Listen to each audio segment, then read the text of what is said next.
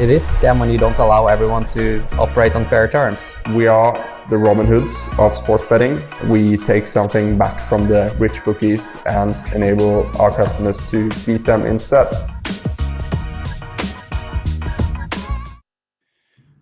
G'day everyone, back again. Welcome to our Daily Euros live stream on the Trademate Sports Betting Podcast. Today we'll be previewing tomorrow's fixtures, so that would be Thursday for all you European, UK, US watchers.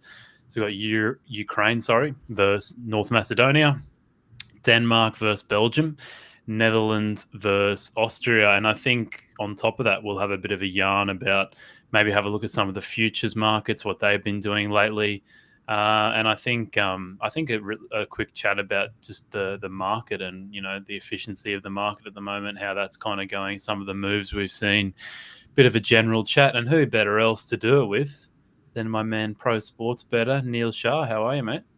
Yeah, good. How are you, Alex? All good? Very, very good, mate. We've had a very good start out to the tournament, or at least we had a rough first stream, but our second stream has just shown that our class comes through in the end, doesn't it? I'll get up some of the results on my screen just to show viewers how we've been going. So Portugal-Hungary, I'm pretty George had both Portugal to win and under 3.5 goals. That was a nice winner. You had Cristiano Ronaldo over 1.5 shots on target and over 3.5 shots in total. So you've done very well there, mate. France, I mean, I don't want to gloat myself, but I've had the mug bet of a lifetime on France to win. Very, very interesting, that one, and maybe we can touch on that at the end with Germany coming in towards the end. So, I mean, there was absolutely no closing line value in that one, but we'll take that. And Russia, I believe you had the corners handicap, but that came back as a void. You had -3 Russia. Yeah, right. And then the final two games today, the Turkey and Italy game, you had Italy and Turkey to both win to 0. But that did not happen in the Turkey game, but it did happen in the Italy game. So if we sum it all up, we've gone probably about 75% throughout all the picks from the last podcast. So not too bad, mate. Yeah, pretty good. Yeah, definitely. I forgot to mention off the top, please, guys, send in any questions throughout the stream. Send through any comments, any thoughts you have on the upcoming games. The last stream was just sensational. There was questions coming in left, right, and center. And as you guys know, we get to all of them and give you our thoughts on what you have to say. There's a good question by a gambling fan here, actually. So maybe we could segue into that because we were going to talk about that, weren't we? About the outrights. I can get up the outrights on the screen now because very interesting, as we were saying before, Italy have just steamed in after their 2 big wins. I think they started the tournament, or at least a couple of days before the tournament started, they were at 12.5, and that's when I was thinking of getting in on them. And then by the time I went to go place the bet, they'd gone down to 10, and now they're into 6s in some places. So, what are your thoughts on the market so far, mate? Yeah, I mean, I think going back to sort of something Nigel said when we did our first podcast was a really good point. We can kind of get caught up in looking at outrights before the tournament, looking at potential draws. But as we've seen, that there's been already so many banana skins, and there's been sort of some strange results. You look at, for example, Denmark. I mean, I was one of them. Other people have gone, pretty heavy. They had Belgium and Denmark as first and second in that group. That might not happen. In the France, Germany, Portugal group, again, that was kind of hard to call in the beginning what the order would be. So, even by the end of the group stage, with some of these teams, the odds won't change that much. Even with France, I mean, they're at the moment best price of 5s. I mean, they've come down maybe a tick. I think there were 6s before the game, if I remember. I'm not quite sure. Yeah, I think they were at 6s was for France to win. Yeah. So I mean, they've come in a little bit, but again, is that price going to move? I think going to Germany, yeah. I mean, we've got best price of 13s at Unibet. Personally, I wouldn't want to be on them. I mean, listen, to get an each way payout, you've got to get them to the final. If you're looking at a trading angle, I mean, potentially, there's more upside there. The market might, react in your favor if they have a good performance, if they beat Portugal. But I personally don't think they're solid enough to, to go deep in this competition. I mean, looking at the performance of Italy tonight, did people see the France-Germany game in a different way? I mean, Alex, did you manage to watch it or any of the highlights or anything? Or?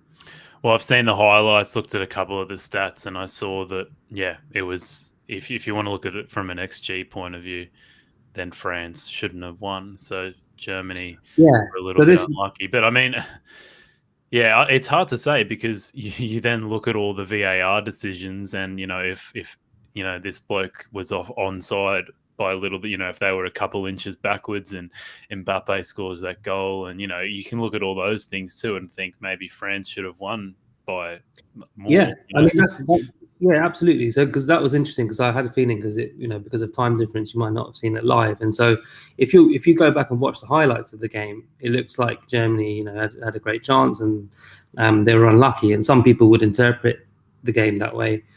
I was watching it, and in terms of how I saw it, it was France weren't really getting out of third gear. They, were able to kind of control the game. Deschamps has this kind of strategy where, he wants the team to be a bit cautious. They kind of rein them in a bit.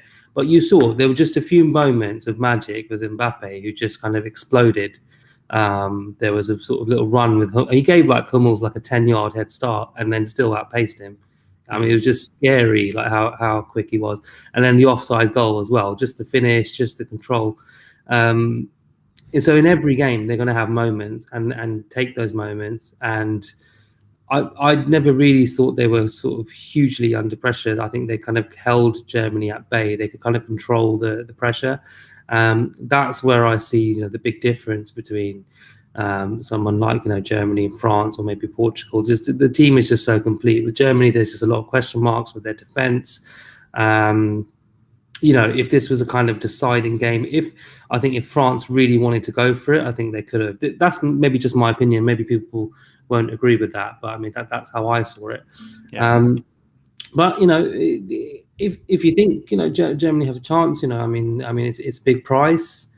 You've got to look at it. I mean, if you put it down in probability terms, 13, 12 to 1 shot, 7% chance. I mean, that sounds pretty low, but consider who they're up against. They've got to get past potentially all these other teams. I think it's going to be tricky for them. So yeah, I mean, personally, again, I think Italy were really impressive once again. Their prices obviously come in. You can see, the kind of the market is quite hot on them now.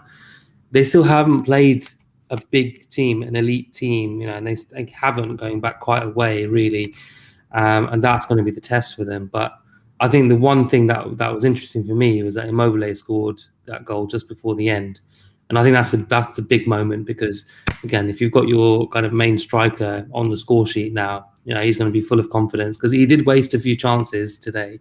And Italy could have had a few more, but similar to France, they were just in control of the game. Like Switzerland had a couple of chances, but it never really looked like they were going to kind of put a dent on them. So I mean, the way I'm looking at it now, France are the team to beat, but on a one-off game, I mean, Italy would run them close. And listen, it's only match day 2. There's a lot of things that can happen from here. There could be a few upsets. One of these big teams could be going home. I mean, in the group of death, it looks like, potentially, again, with Germany, you backing them at 13s, that means, they have to beat Portugal. They have to beat Hungary. That's going to be tough. Yeah. Yeah, I don't know. I guess I look at the market and just think there's not much that splits from Italy down to the Netherlands. There's not much that splits them, is there? Any team on any day, and if you look at it, for me, if I had to put my money somewhere, even though they're the shortest price out of all of them, France for me are just, they seem to be just that little bit cut above the rest, and they're the only team here that's actually played another good team and won in the Germany game so far. Good point, yeah. Yeah, I agree. Like Nigel said in our outright preview, I think let's just wait and see. If you want to back, Italy to Netherlands, I think you have to wait and see what their path's going to be to the final. But for someone like France, it doesn't really matter. It doesn't, we know they're going to qualify from Group F. And we know that no matter who they face, they could, have to go through England, Belgium, Portugal to the final. They can beat all of them. We know that. Whereas if it's the other way around and you're looking at another team like, a Spain or a Germany or whatever, you want them to have someone easy in the round of 16 and, and from there on. So to me, it's a bit of a punt at the moment. And in terms of who to back in the outrights, but France being the safest pick. I mean, you can get 5s there at Unibet and Betway. That represents a 20% chance of them of winning the tournament. And I think a lot of people might think that France are more than a 20% chance of winning the tournament if you think about it that way. So yeah, interesting stuff, mate. And I'm sure as we go on throughout the throughout these live streams, we will talk about the outright markets a little bit more.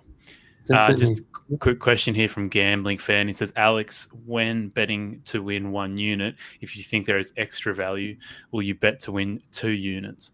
I think betting to win 1 unit in a way it's not the perfect staking strategy. I think the perfect, there's no perfect staking strategy, but the optimal staking strategy I think is Kelly. But Kelly is very difficult to figure out if you don't understand, or you don't have your own kind of true odds on what something should be. So I think that's why I use betting to 1 unit a lot of the time. But if something, the thing about Kelly is you're optimizing the EV situation, whereas you're putting more money on situations where you've got more expected value or you've just got more value. So I guess I would encourage people to put more money down on maybe lower odds ranges, maybe 250 and below, to put more money down on those kind of selections where that there's more EV than normal. But betting to win 2 units, it's all about percentages of your bankroll, isn't it? I would never tell someone to bet more than 3 or 4% of their bankroll. So it's a tough question, Gambling Fan. You'd maybe have to give me more of an example. Do you have any thoughts on that, mate? I agree definitely with what you say there. Even with Kelly, but I think using a fractional Kelly. So if you're using kind of full Kelly staking, that's I'm not brave enough. Sorry, I did mean fractional. That's that. Yeah. So I think like Trademate, for example, I think is it the default? Is it 30% that is set to? Yeah, that's correct. Yeah. Yeah. So 30% Kelly. At some point, once you get up to a certain level, you're staking, you might not be able to achieve that 30%. So after a while, for me, it's difficult to get beyond 20% at the soft books anyway. So that's one thing, but exactly like Alex said, sometimes it's hard. You need to know what your edge is, and if you're not 100% sure, if you basically eyeball a price and you think, okay, this looks wrong, this it should be around this, or I really like the price on X, Y, or Z. The safest way to play it is again to bet 1 unit. And if you're following the tips I'm putting out on Twitter and the ones I'm putting on Trademate, I do put how many units on each selection. So for me, I would put a maximum of 5 units staked on anything that I'm betting on. So the bigger odd selections, let's say some of these outrights, for the goal scorers or things like that, I put, let's say, a quarter of a unit each way at most. So it is kind of relative to your risk and sort of your bankroll and all of that, and your risk profile. If you are quite risk averse, then I think it's better to just kind of stick to that 1 unit And then when you get more confidence and when you kind of building up your bankroll, you can kind of look at alternative strategies, try a few different things, read up. I mean, definitely I'd recommend reading up on different kinds of strategies you can use. Recently, we had Dan Abrams on the podcast as well, and really interesting stuff there about kind of neutral hedges.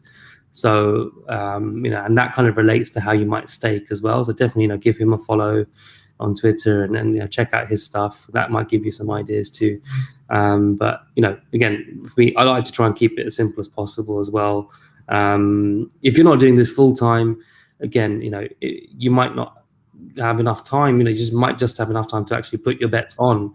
Let alone kind of faff around for 10 minutes trying to figure out the calculations and all of this. So, if you're not sure, keep it simple is my advice.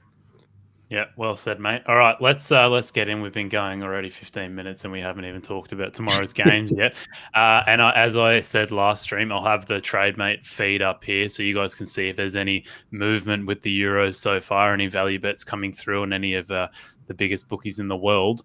But at the moment, it's all Copper America. So you can see there Bet365, BetVictor, bit of money coming in on the unders for the Colombia-Venezuela game. So you guys can keep an eye on that as me and Neel babble along. But just a quick disclaimer on the video. As always, guys, I or no one else on this channel is a financial advisor. This is just educational content aimed at improving your knowledge about sports betting. There is a risk of losing money on betting, and what choices you make with your money is completely up to you. So please be responsible. Ukraine versus Macedonia, mate. I'll get up the odds quickly for everyone. Ukraine at 1.75, or a little bit more than that, maybe in a few places. Looks like they're starting to get the blows, actually. Draw is 3.6, and North Macedonia, you can get them at about 5.5, maybe a little bit more at a few other places. Both these sides coming off a loss, mate. Losses to the Netherlands. Ukraine lost to Netherlands, and Austria lost to North Macedonia lost to Austria. North Macedonia with a very lucky goal against Austria, and they were pretty much smashed on the XG2 against an Austrian side that's not too fancied heading into the tournament. So wasn't a great start to the tournament for Macedonia. Ukraine, I think they'll be kicking themselves a little bit after that loss to the Dutch. I had no idea what the keeper was thinking for that clearance. I had Ukraine plus a half, so I was absolutely, fuming at that clearance. It was very frustrating. But I guess in all honesty, they didn't really deserve anything from that game anyway. They lost pretty comfortably on XG2. Neel, mate, where are you taking me on this one? Yeah, looking at just if you're looking at the kind of the straight match odds, I think Ukraine should edge this, but again, I don't really like the price on that. It could be a little bit tight. If you wanted an opportunity to kind of trade that or bet on that in play, and maybe if it's kind of a draw at halftime, you could do that. The Netherlands Ukraine match, I think for me, was my favorite match so far. It was so open. Really interesting, really entertaining game, and actually the Austria Macedonia game was pretty good as well. So you've got two teams there. Macedonia, they went quite bold with quite an attacking formation and lineup in the first game, and it's hard to say really because they're just kind of here, for the party. They've enjoyed it. They've scored a goal. There's kind of there's no real pressure on them in that sense. They want to play for pride, but I think I admire the fact they've kind of come and they're not just kind of having a 10-man defense and just kind of with this low block, and they actually try to take the game to Austria. So it's hard to tell, will they actually do that against Ukraine, or will they try and sneak a point out of this? And with Ukraine, again, we say this every single podcast, it's a must-win game. It's a must-win game. And they're going to go for it. They caused the Dutch so many problems going forward, and they were probably a little bit unfortunate as well. But they really were kind of leaking opportunities at the back. I think Shevchenko is an interesting coach. I think he's quite adaptable. This Ukraine team has kind of changed personnel and formations, and I'm sure he'll be looking at that as well to see. One angle is not actually my angle, but something that George mentioned somewhere else was about cards, and the referee for this game is quite a lunatic and brings out quite a lot of cards. So that's something you could look into. I won't go into loads of detail here, but if you wanted to do the research on that, that might be something of interest. But yeah, personally, I'm not going to go on that. A few interesting things as well. So with Macedonia, you might be surprised to know they've only failed to score once in their last 15 games. They have played a lot of dross in those games, though, to be fair, because of their Nations League group. Again, friendlies, not necessarily against, big nations, but, they have played some decent sides in that. So they are a goal threat. We saw against the Netherlands, Ukraine can leak goals as well. So, I wouldn't put you off. I mean, the overs line, over 2.5, it's just above evens. Not a bad price. If you wanted to combine that with something, or, maybe even combine the over 1.5 with like the cards angle that I mentioned, that could be a way in. So there's a few ways to play it. With me, I don't know, I'm sure anyone who's been watching might have noticed that I go for these kind of weird bets. If there's a value in the 1x2, I will take it, but sometimes, there isn't. It's tough to find. So something that stood out to me was, and forgive me, I'm not going to pronounce this right, I'm sure. Sidorchuk passes. So Sidorchuk for the Ukraine. The line at Bet365 is over 63.5 for him. Now that stood out to me because sort of looking at the stats, again, this is kind of a purely stats-based play and how the game might actually pan out. For his passes, I'll just bring them up on the screen just for a second. Right, so yeah, so he actually averages 31 per game because he has actually been subbed a few times. So this is over the last season for international games, and he's only ever hit more than he hasn't hit over 63.5 in any of his games. And North Macedonia, they're not the world's best side, but they're still a decent side, and they have useful players. They have technical players like Elmas and Bardi and Pandev who will try and keep possession. They can keep the ball. They're capable of it. So even though they won't have as much possession, I thought that line is exceptionally high. So I've taken unders on that. He got 38 passes in the game against the Dutch. Just give a few more examples as well. We can already get 37 against France. That was in their recent game against France. I mean, that's very good opposition. But even against slightly poor opposition, I've got here. Again against Lithuania, he got about 23 passes there, although he was subbed, to be fair. So I do like the value on that. I think 1.83 with 365. The passes angle is something I do try and look at a lot of games. The way that they're priced up, sometimes they're kind of priced up on an average. They don't always take sort of contextual factors into account. So if you have a bit of knowledge about team, if you have a bit of knowledge about a tactical system that their opponents are going to play, you can try and squeeze some value out of that way. So that would be my play for that game. But I wouldn't put you off goals. I wouldn't put you off, backing the Ukraine, but maybe waiting a little while in play as well. Yeah, we've got quite a few questions or just statements coming through on the stream, but I wanted to just quickly go on the back of what you just said. The problem with these prop markets is I assume they're going to get your account looked at a little bit quicker than like a 1x2 bet or an over-under or, Asian handicap, one of those bigger markets. And something that Mark O'Hare mentioned to me, for those who don't know, Mark O'Hare is a sports betting analyst. He's on all the podcasts, very popular man. because he's done a lot of card betting. So what he does to try and hide the card bets, which is another kind of prop-ish, smaller kind of market, is put them in bet builders, and traders or people taking a look at your account will look at that and think, okay, it's just a bet builder. So this guy's they're normally seen as mug markets, or your mug gamblers, your dumb gamblers are placing those bets. So if you could maybe combine that under 63.5 on Sergei Siderchuk so, with, I don't know, something that's like almost certainly going to happen with it, like, I don't know, like I can't think of over a half goals or something. Yeah, like just a goal in the match. Yeah, something that's just like $1.1.05 to happen or something like that.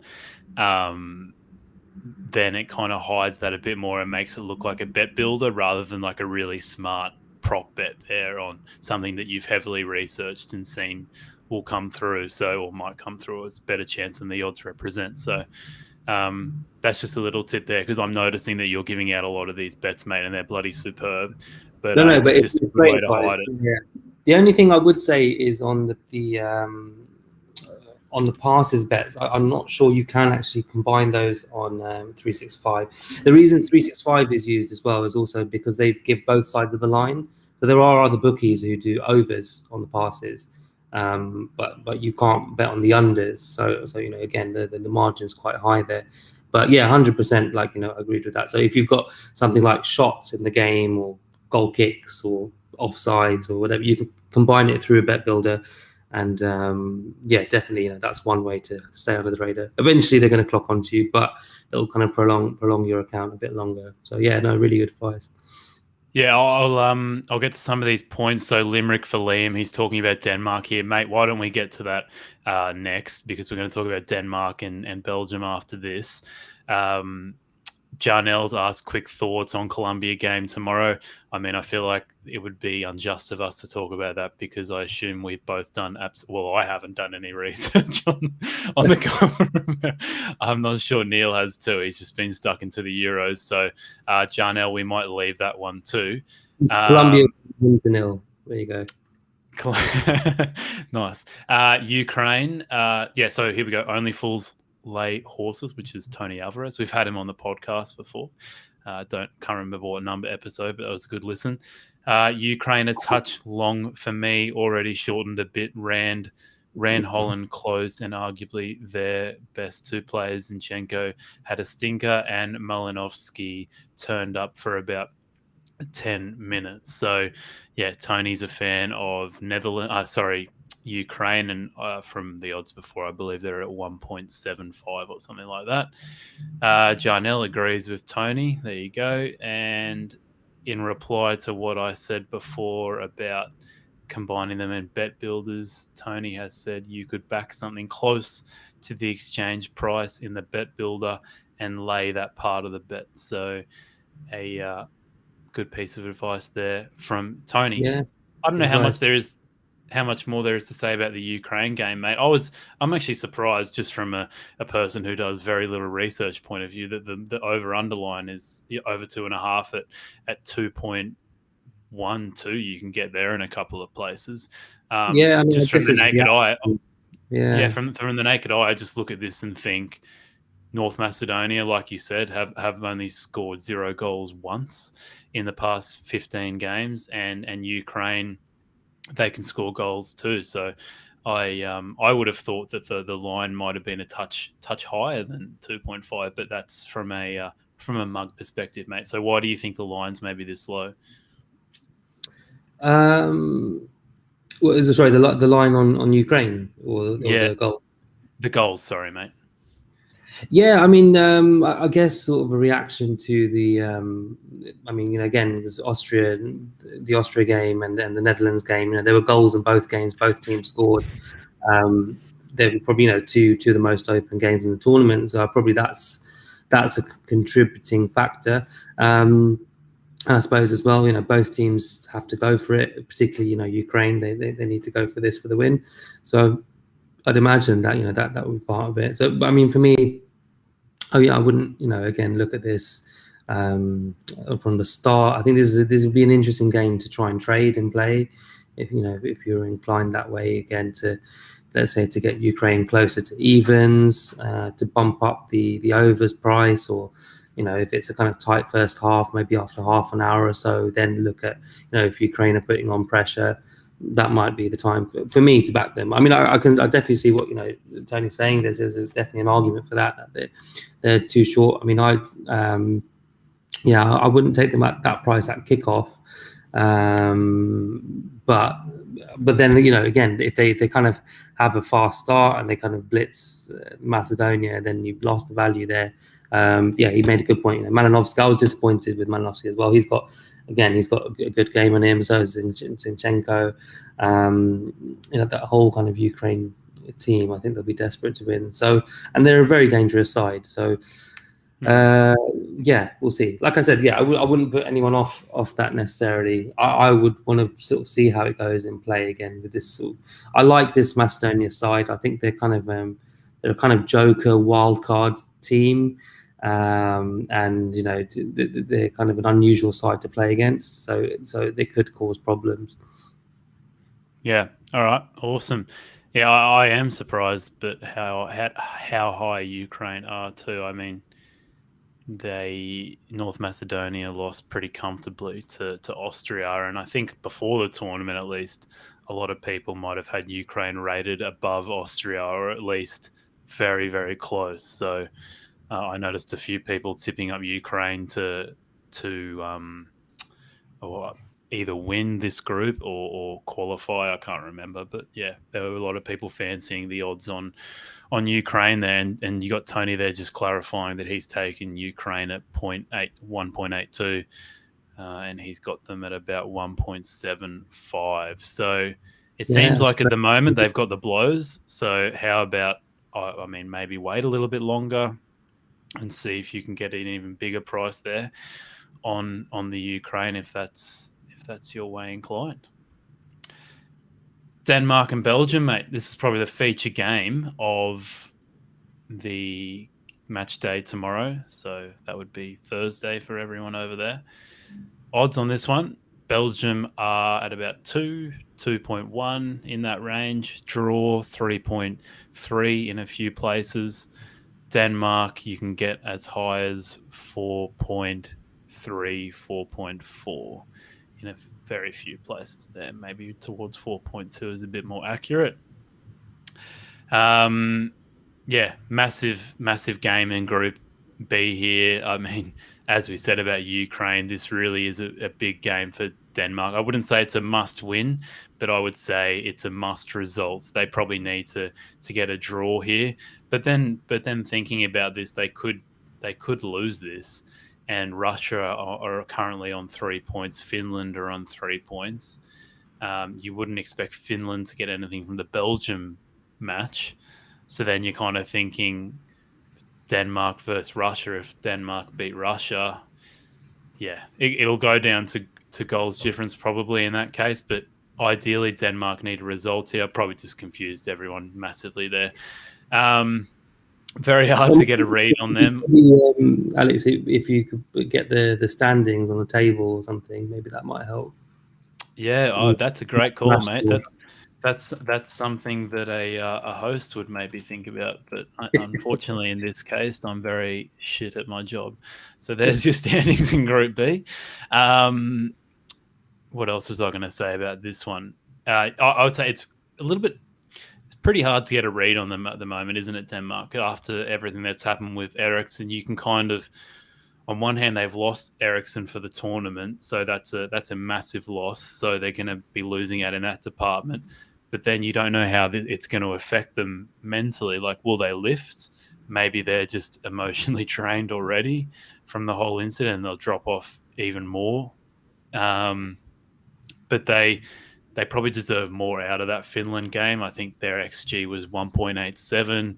Finland was less than 1, definitely. So, minus.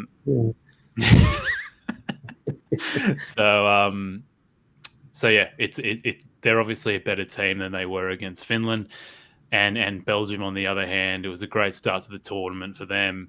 And I'm sure everyone was happy to see Lukaku score a couple of goals, because I think every man and their dog, had Lukaku to be top goal scorer for the tournament.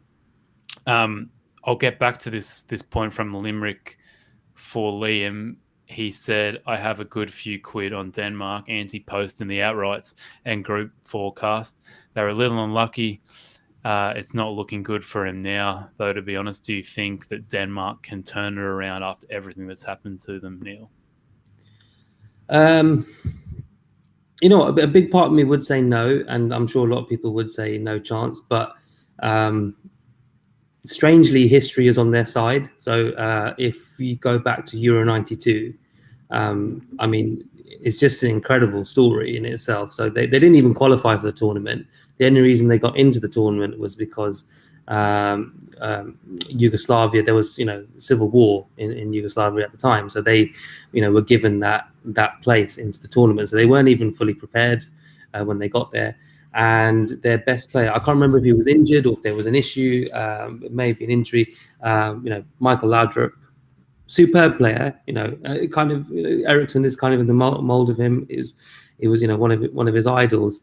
Their best player wasn't in that tournament, and they went on and won it. So these things happen, and unlike the World Cup, you get shocks happening. You've got Greece who've won it before. You've had the Czech Republic who got to the final in Euro 96. I don't know what odds they would have been at, but it would have been pretty high. So these things happen. Even when Portugal won it, they weren't necessarily fans. They're not a huge outsider, but they weren't really considered as strong contenders then either. So it's possible, and it's hard to say. It could go one of two ways. And you see in sports all the time where whether it's athletes or teams, who've gone through difficult circumstances, and that kind of sparks something inside them and gives them some extra drive and motivation to succeed. I think when Italy won the World Cup in 2006, Serie A was in a mess. It was in the middle of a bribery scandal. There was just there's absolute carnage in the league, and then they went on and won the World Cup the same year. So listen, you've got a few quid on it. Hold out hope. You never know what will happen, especially in this draw with three teams that go through. Like we said in this group, look, Russia have got a massive goal difference now to overcome. So again, that's not massive, but they've got a few goals to overcome, so that's in Denmark's favour. If they do lose to Belgium, but if it's by only, let's say, a goal, then they've got every chance still to try and kind of squeeze through. So even look, 3 points was enough for some of these teams to make. Portugal won the last thing. They didn't even win a game in the group stage. They had 3 draws. So yeah, it's entirely possible. Yeah. Bernardo has said, hi guys, Italy looking pretty good at the moment. Your thoughts? We've touched on this already at the start of the podcast, mate. So if you want to just rewind a bit, you can. But I think if I had to summarize exactly what we said, looking great, maybe not the greatest opposition so far. And I think it's a bit hard to know where to put your money in at the moment until you know what their path is going to be like heading into the finals. But looking great. And I think the biggest thing the Italians have got on their side, depending on which way you look at it, is they've had 3 home games, settled in Italy, lovely little spot there at home, playing not the hardest opposition in the world, probably can rest a few players heading into next week. They're very relaxed, and whether you think that's a good thing or whether you'd rather them be in the group of death and be playing the best teams of the best, that's up for everyone's judgment. But that's a quick summary of kind of our thoughts at the moment. Gambling Fan has said Belgium to win to 0, and maybe you want to just go through your thoughts overall on this clash with Belgium, mate. Yeah, that's a good shout actually. That's not a bad call at all. I think Denmark they do struggle to score goals. My only concern would be, although they do struggle a little bit, they do have goals in that team. It's not a terrible team. They've got And we've got Braithwaite, he doesn't play for them, but he's a Barcelona forward. You've got Poulsen from Leipzig as well. Again, and a couple of handy players, like Wind up front. Matthias Janssen, the Brentford player, is going to come in for Eriksen for this game. He's quite a skillful midfielder. Obviously, he's not in the class of Eriksen, but again, very a useful player. So they're capable of a goal against a Belgian team. Okay, they didn't concede many in qualifying, but in the games against Denmark, I believe Denmark scored 2 in one of those games. I think they may have scored 1 goal in the other. So they've shown they can score against them, but that was with Eriksen. So yeah, I wouldn't put you past that. Even the price on Belgium. I mean, just looking at it, I'm sure a lot of people will be tempted that's a big price, considering Denmark's best player is out, considering Belgium have beaten them twice in the Nations League, considering the run that Belgium are in, the form they're in. But no De Bruyne. I don't think there'll be De Bruyne. I mean, we'll see. I think it's unlikely. Potentially no Hazard either in that team. Castagne's out as well, so that's going to cause a problem. I think Vertonghen's out in defence. So again, whether you think that's a good or a bad thing, I mean, I'm a fan of Vertonghen myself. So that might create some chances for Denmark there. I mean, the angle that I've got at, that's a big price. That's a big price. But to even taking out Eriksen from this team, Denmark do have a solid spine, a solid centre. They're going to be at home, so you have to factor that in. They're going to be in Copenhagen. The crowd are going to be fully behind them. They're going to be more motivated than ever. Every professional footballer is motivated. It's the Euros anyway, but because of what's happened, they're going to be even extra motivated. But like you said, Alex, it's hard to say. Is that going to be overwhelming, or is that going to be something that's going to lift them? It's really difficult to say. I mean, I don't have personal knowledge of what the characters of some of the Danish squad. I mean, from what we saw and what they did in the last game, it does seem like they have a really strong bond, and they're kind of really unified, and this will bring them even closer together. But at the end of the day, you could look at the quality of Belgium. Look at how informed that Lukaku is in right now. It's going to be difficult for them. So yeah, I mean, I wouldn't put it past you on that. I can see the game, being a little bit flat. I don't think there will be. Yeah. I think it could be flat. I think there might not be a lot of goals in it. I think Denmark could keep it tight. Maybe it could go in. I mean, so far in these Euros, I mean, I've lost count how many games have gone in 0-0 at half time, and a few games, or even today, where it was looking that way again. With some kind of late goals in the end of the first half. So again, if you're looking for trading angles, that could be it. I mean, the unders line is what best price? 1.71. Yeah, I'm assuming the line's at about 2, maybe 2 flat. Oh, that would be my guess. Yeah, and I think 2.25 maybe. Yeah. I look at a game like this and think, Denmark are at home. Oh, sorry, I am still here. I'm back now. Denmark are at home. They're going to be emotionally charged for this game. They're already a very good defensive outfit. And I think if we're thinking of, the ways that emotions can play out on a football game, or I think in lots of games in general, lots of different sports, that I would say that it maybe positively affects your defense. Like it makes you a bit more switched on, a bit more, maybe a bit more physical, rough, whatever you want to call it.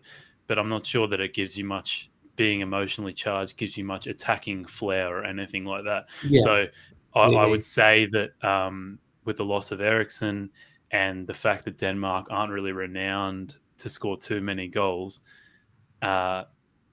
put that with the fact that they'll be emotionally charged at home, they're well set up defensively already. It smells of a bit of a low scoring game. And I mean, I could say this and they'll go out tomorrow and the score will be 3-3 or something like that. But from my point of view, I'd be looking at the unders here. You can get, I can get up the odds on the screen for those who are interested in taking the unders. Under 1.5 goals is 3.2 on Bet365, and that's a little bit of an outlier there. So that could be quite an interesting thing, like we discussed the other day on the Turkey-Switzerland game. The line on the exchanges here is at about 3s. Oh, money's just come in on the exchange, just dropped straight away. I mean, who isn't listening to me? And you've got Bet365 3.2 here. Most bookies at 3 or below. So that could be a potential play for people there. Yeah, definitely. I mean, it's a tricky one though, because if they kind of fire and they click into gear, then they could get a couple. You know, if Denmark kind of capitulate. So it's a bit of a risk. I mean, something I looked at as well is maybe combining under 3.5 and a Belgian win. That kind of juices up the odds a little bit. You know, another combo. What I'm actually on, I mean, I agree with Tony again. It's a big price. I mean, you're taking Belgium to win. You know, odds against, considering everything that's happened, considering the quality they have in their team, considering you know, how they kind of brushed aside Russia, and again, you know, they've beaten Denmark twice. So. And I wouldn't put you off just as kind of straight back of that. And even the -1 that Gambling Fan mentioned, you know, they beat Denmark 4-2 and 2-0. So that would have come in both of those games as well. It's a big price. So I absolutely wouldn't put anyone off it. I guess the only reason I'm not doing it is I just feel guilty. I don't want Belgium to smash them. I want Denmark to win, you know, or at least keep it competitive and to win it. So you know, that's my sort of strange motivation there. But absolutely, I think you know, that could be the way to go. How I'm going with this is actually a cards angle. So the cards thing is interesting, and it's something I'm kind of monitoring. I'm trying to be more selective with some of these, keeping an eye on some of the games. I was tempted with the Italy game and the Wales-Turkey one. I didn't play on those ones. I think I should have done. But with this, I'm going for under 2.5 cards in the game. So, you know, again, so two or less. With everything that we've talked about, it's I can't see it being, you know, a kind of a dirty game. I can't see any incident like the one that happened in the Turkey-Wales game at the end of that game, where, you know, there was kind of a full-on Royal Rumble. I just don't see that happening. I just think factoring in those players in the Belgian team who are kind of close to Eriksen and know him from their time at Spurs and Ajax and Inter, with Lukaku and Tonga and Alderweireld. And again, you know, the atmosphere is not going to be hostile. You know, it's going to be very supportive of the home team, but at the same time, the Danish fans, if they go a goal down to Belgium, they're not going to be baying for blood. That's a factor. The referee in this game, Bjorn Kuipers, the Dutch referee, you know, he's a pretty chilled out Dutchman. Averages around 2 cards a game in the Eredivisie, and when he's refereed in the Champions League, his line, you know, again, is averaging around just over 3. But with the context of this game and the context of the Euro so far, and how, you know, cards haven't been free flowing, I think this is a standout bet. You know, I'm having a couple of units on this. 1.83, you know, is the line. I just don't see many cards in this game. I just think Belgium don't really sort of, you know, they don't really pick up that many yellows. Denmark, they're a physical, tough team, but they're quite, you know, they're a fair team. You know, they don't really engage in the dark arts. Neither of them do.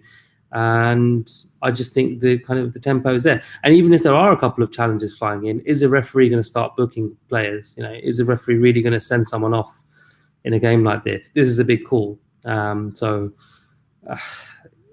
mean, that's my thinking on it. I might be completely way off, because I had a similar one on the Scotland Czech Republic game, which was the other way around. I thought that would be kind of fighting. There were no cards in that, so who knows? But that's my way of looking at it. But I wouldn't put anyone off the you know, the match odds. Yeah.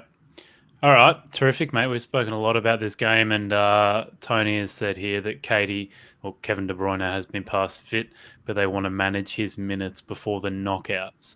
So, yeah, may not start, but could play him near the end, I'm guessing, or maybe they, if they need him, or rest him maybe throughout the rest of the group stage matches if they don't need a goal. Cool, mate. I reckon we move on to the last game in tomorrow's round of games. Netherlands versus Austria. I will get the odds up on the screen. Netherlands reasonably short at 1.58, 1.6 on the exchanges. The draw you can get at about 4.2, 4.33. And Austria coming in pretty big odds there, 6.3, 6.4, anything around there on the exchanges. Netherlands, brilliant against the Ukraine, I thought, in attack, 2.15 in XG, creating lots of great chances.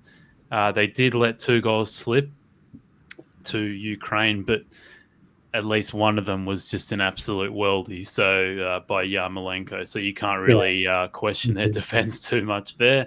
I think every defense in the world would have conceded that goal. And a great start to the tournament for Austria too. You would think they probably won't go for it as much as they did in the North Macedonia game. You can kind of see them fighting for a point here, maybe sitting back a little bit against the Dutch. But people will be then questioning if they have the defensive capabilities to do so, mate. So interesting game here to see how it plays out with both these teams already got one win under their belts. How do you see it, mate? Yeah, I'm inclined to agree with you. I think that they might be quite cynical. I think, from Austrian sources, I was reading on the UEFA site, one of the Austrian reporters was saying that they will look to play for a point. But I still think there'll be goals in this. I just think this Netherlands side is just too leaky, and I think Austria are a good side on the counter. They won't have Arnautovic because he just went mental in the last game after his goal celebration. Now he's got a ban for it. Oh, really? So, yeah. I haven't looked into all the details of it, but so he'll be out. But again, they do have Seferovic. They've got handy. But Alaba is kind of Kante light. No, that's doing a disservice to him. Alaba is a brilliant player, and he can kind of flick in so many places. He's such a threat, with his creativity. So I think they've got enough quality in there to hurt the Netherlands. I think if they were, a little bit more adventurous, then I think they could get a goal or two. So I think there will be goals in this. I think the Dutch under the ball, I don't think they really know how to kind of defend. Even with his decisions in the Ukraine game, I think, again, they were 2-0 up. I think I can't remember exactly the substitutions, but he took off a defender, went to 2-2, he took off another defender. Just kind of everything just sort of counts to kind of logic you'd expect from the elite managers. Maybe we're being really harsh on him. I haven't seen this kind of this manager that was at Ajax, in any of his jobs when he was at Palace or at Inter, and now with the Dutch team. They were making a lot of progress before with Koeman, but it's a strange team. I just think they're very vulnerable at the back. I think they're a little bit disorganized against Ukraine. I think they did have a lot of chances, and they were fantastic going forward, but they left a lot of space. So I think Austria could hurt them on the counter attack, and I think there'll definitely be goals in it. Other than that, again, what were the match odds again? It was like 1.55 for Netherlands. Austria, that's a big price. I think they were going off around 6s, right? Yeah. So again, I wouldn't put you off backing them for a kind of shock result here. I thought Ukraine might do it. I think Austria could do it. I'm not really on side. I love the Dutch side. They're so entertaining, but that kind of entertainment is not going to win this Euros. A team playing like that is going to get exposed brutally by a quality side. And even aside, as decent as Ukraine and Austria, there's not much between Ukraine and Austria, I think, in terms of their personnel, in terms of the quality in their squads. So more than capable, if you wanted to try Austria double chance, take a trading angle, kind of lay Netherlands at the start, maybe Austria take a shot goal. It all kind of depends how they set up. If they are going to be negative, they are going to kind of sit back and just wait to be broken down, then it'll be tricky. But I think, with the Netherlands, they've got quality options, in their squad. Another bet that I'm looking at as well is, again, on the player passes for Frankie de Jong on the overs line. I believe it was 73.5, which is pretty high. But again, looking at his stats, there were a few kind of freak results, a few games where, he didn't hit that, but generally he's been very consistent. If Austria do set up to kind of frustrate and just sit with a low block, he's going to have a lot of the ball. The ball's going to keep coming back to him, and he's going to keep pinging it around. And it could get frustrating for the Netherlands. So if the game plays out with a kind of slow start, Austria just trying to frustrate, that could come in quite easily. So that would be my one pick for the game. The other one, kind of combining something into a bet builder, like we said, I think both teams to score and over 2 goals in the match. I'm hopeful that there will be goals in this game. I'm hopeful that Austria can hit on the counter and the Netherlands can't be trusted to keep a clean sheet. So that would be my way of playing it. All right, nice, mate. And Gambling Fan says he's a bit late, but Ukraine to win to 0. I don't think that was something we went through. It feels like years ago. No, I think so. Yeah, so one of the stats that in the standout stats for Macedonia is that they've scored in 14 of their last 15 games, and I think I personally wouldn't do that. It could happen. Ukraine might keep it tight, and Macedonia might not get that goal, but that's not something I would be on personally. But if you're playing it, then good luck to you.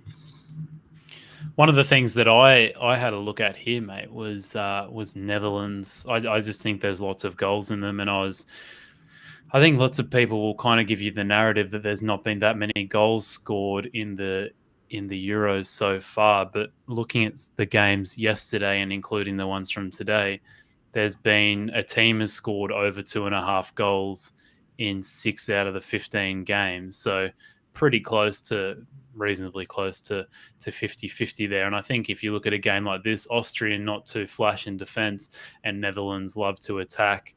Over 2.5 goals for Netherlands is at 3 on Unibet and Bet365. So that was just something that I looked at yesterday and thought, the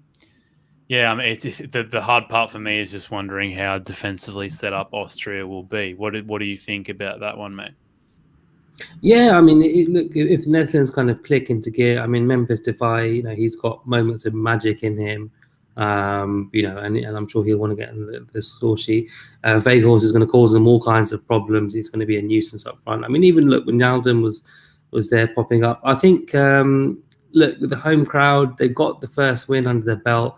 Dutch fans will not tolerate a kind of slow, ponderous approach. They'll want them to attack. They'll push them forward. That noise in the crowd is going to, give them that adrenaline rush, and they'll want to. It's kind of instilled in the Dutch game. They've never really been a kind of negative team. I suppose maybe the World Cup where it was kind of Spain, that final against Spain, and Nigel de Jong kung fu kicking Safi. That's maybe different, the Dutch team, but I think it's possible. But like you say, it kind of depends on how Austria set the game. Maybe one way could be looking at the second half. I mean, there is a second half bias. I can't remember the stats, and don't want to ramble on for too long either. But again, I do know that pretty sure that there is a second half bias for the Dutch in terms of goals that they score, in terms of goals that they concede. So again, if it's looking kind of quiet at halftime, it could be a draw full time for the Dutch, could be a more goals in the second half kind of angle, or over 1.5 second half. The game could kind of explode into life like it did against Ukraine. So yeah, I think that's definitely worth a call. But yeah, I mean that could happen. Yeah. All right. Nice, mate. I think we'll leave it there for today, mate.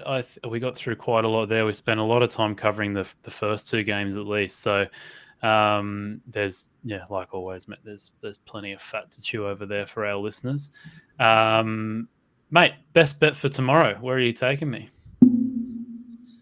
I think of all of them, to be honest. Now, thinking about it, I had something else in mind, but I think just Belgium to win. I think it's just a simple bet. It's just I think they're too long.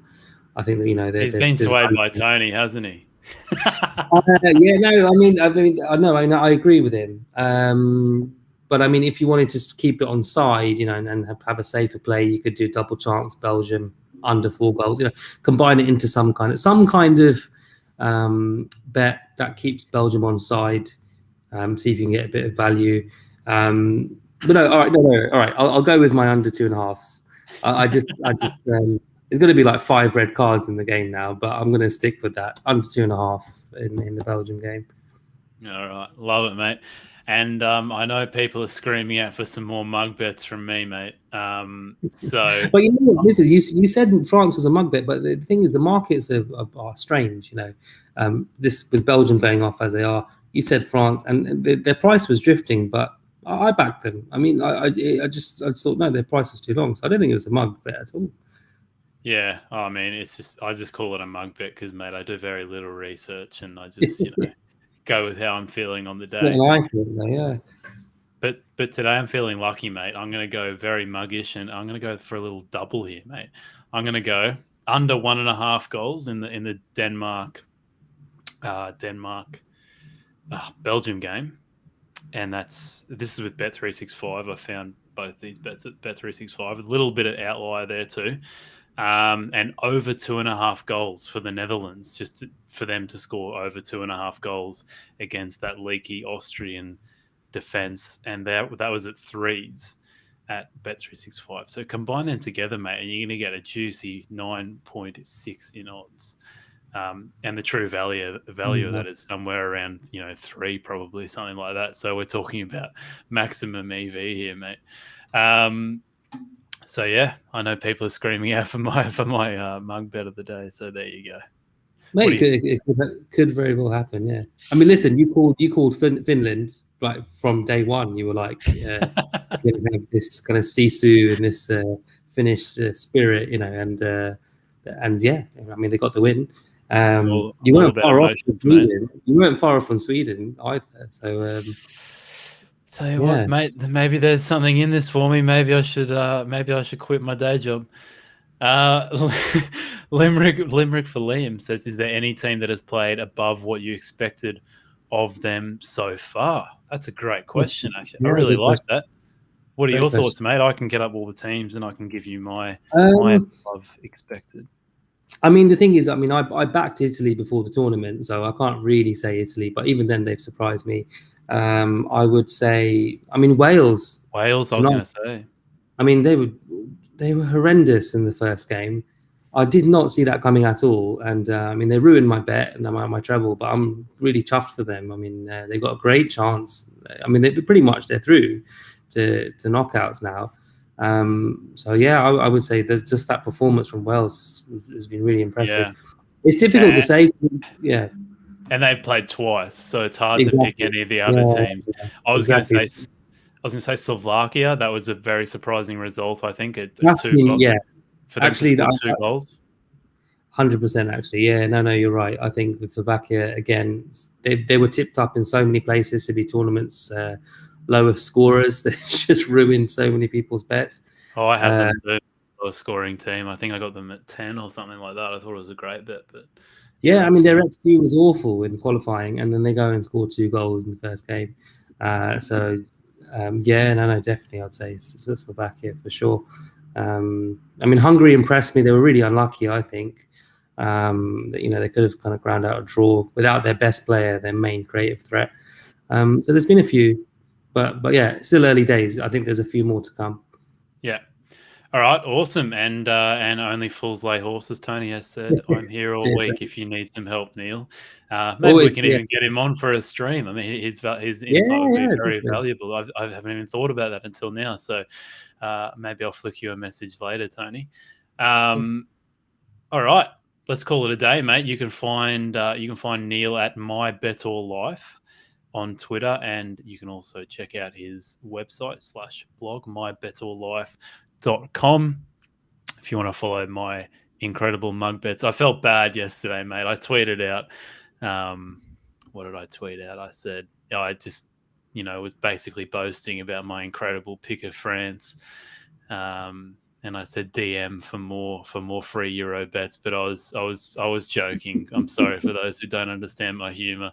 And straight away, my message request just blew up on Twitter. I was Nice. like, oh no, and I had to explain to every single one of them that I was taking the piss. So yeah, sorry for anyone out there that doesn't understand that. But mate, anything else you wanted to say about today, or we'll catch up tomorrow?